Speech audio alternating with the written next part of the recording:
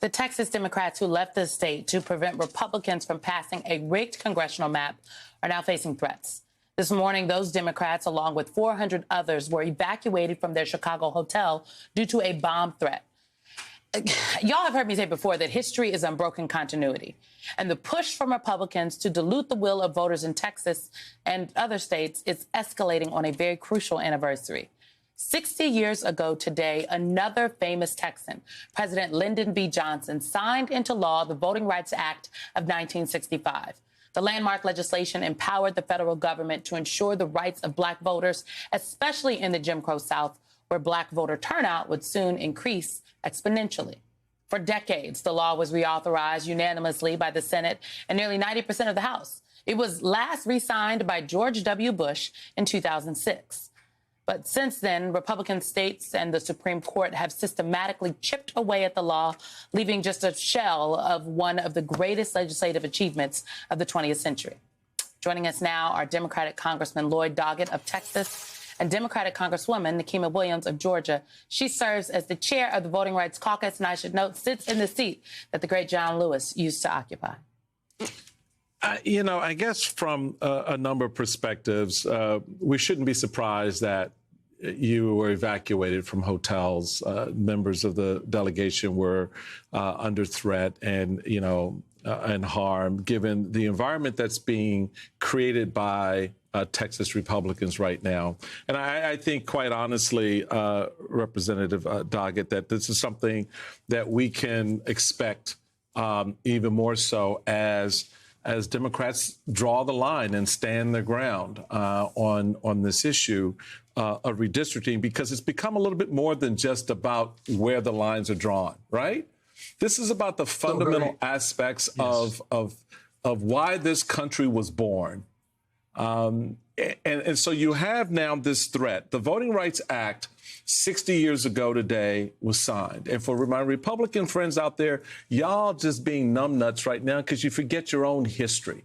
You forget the fact that it was Republicans in the Senate and the House that helped move that legislation, both the Civil Rights Act and the Voting Rights Act. Everett Dirksen, the minority leader in the Senate, championed that when Democrats ran away from that effort and delivered a massive level of support, 98-0 on the Civil Rights Bill alone. So here we are, Representative Doggett, 60 years later, having to do this battle again. What does this say to you about where we go from here? Well, today should be a moment of celebration that 60 years later, after President Johnson, who was once the Congress member from my city here in Austin, and through the blood, sweat, and tears of our friend, the late John Lewis from Representative Williams' district, and so many people who were sacrificed across the South, that we have this voting rights protection. And we have seen the progress that it has brought, not only in Congress, but in local government and state legislators all over the country. And now in this Texas redistricting case and in a case pending from Louisiana in the United States Supreme Court, we are in danger of losing Section 2 of the Voting Rights Act. In Texas, what Trump's done here is not all that different from when he turned to the Georgia Secretary of State and said, I need 11,740 more votes in Georgia. Here, he sent his command to a more willing and compliant state Republican and said, just give me 5. I just need 5 Republicans to replace 5 Democrats so I can stay in power and begin to my march across America to eliminate other Democrats, basically to steal next year's election in the actions he's taking this year. And yes, not unlike the struggles of the civil rights movement, bomb threats, intimidation. This afternoon claims that the Attorney General initiated an action claiming possible bribery by those who are trying to raise money to support these folks. Our Attorney General and our governor fighting over who should be the one to try to remove the chair of our Democratic leadership in the State House from office. And just as with the racial charges of the past, that chair is a very great guy from Houston, Gene Wu, And one of the Republicans today sent out a message, why doesn't he return to China, or has he returned to China? Not unlike some of the slurs against African Americans and against Hispanics in the past that characterized the racism that has permeated the Republican Party, with race being really central. They want to give Donald Trump more control, but it is race that is the tool they are using in a deliberate effort to eliminate African American and Hispanic opportunity districts in Texas. Congressman Williams, I love that when Raffensperger and Georgia were invoked, you found a way to say that part, because indeed the methods of voter suppression are ever evolving, and that is part of what you are addressing in your most recent spate of legislation. Tell me how the legislation meets the moment we find ourselves in. You're exactly right. 11,000 votes in Georgia, 5 seats in Texas, counting jelly beans in a jar 60 years ago. We might not be still counting jelly beans in a jar, but they are still attempting the same thing, and that is restricting free and fair access to the ballot for all people in this country that are eligible to vote. They want to decide who's eligible. They want to decide who you vote for. They want to let the members pick their voters and not the other way around. And you'll hear a lot of people tell you that, well, but Nikema, you've been out there and you've said that this is unfair and we should have fair redistricting processes. And you're exactly right. But this is the game that they put before us, and we will step up and we will meet fire with fire and play the same game, because we have people to protect and voting rights to protect. That's why today, on the 60th anniversary of the Voting Rights Act being signed into law, I introduced a comprehensive voting rights package with 10 bills that would expand the right to vote,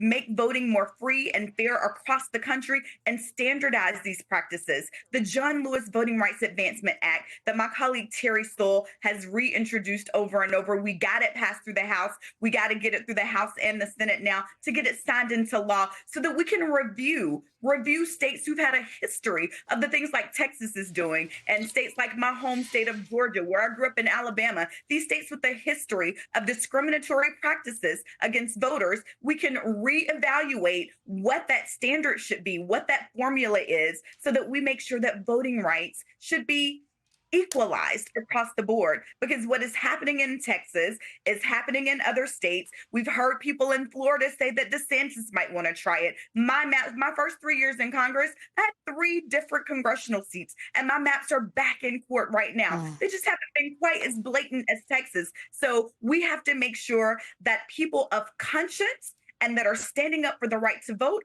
are speaking up and not being run over in this process. So if you lay the game before us, we're going to play the hand that we're dealt.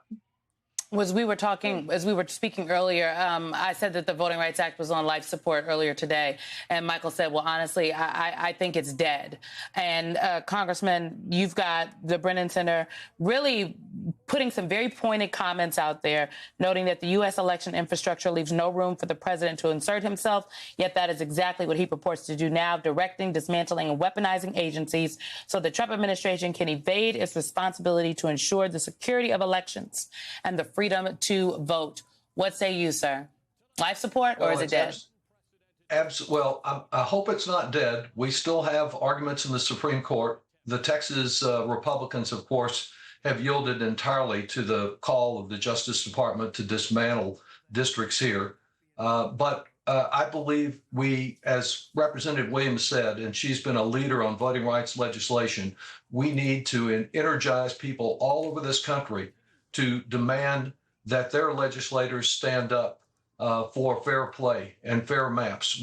Representative Williams and I have supported fair maps and citizens commissions for every state in the country, but they ought not to apply only in the Democratic states and let the Republicans engage in extreme gerrymandering.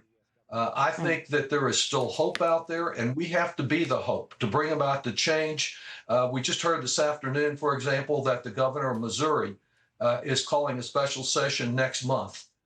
Targeted is a great member of Congress, Congressman Emanuel Cleaver in Kansas City, and they may try to come and split up Kansas City and connect it to red Republican areas, just like they once did to my district here in Austin.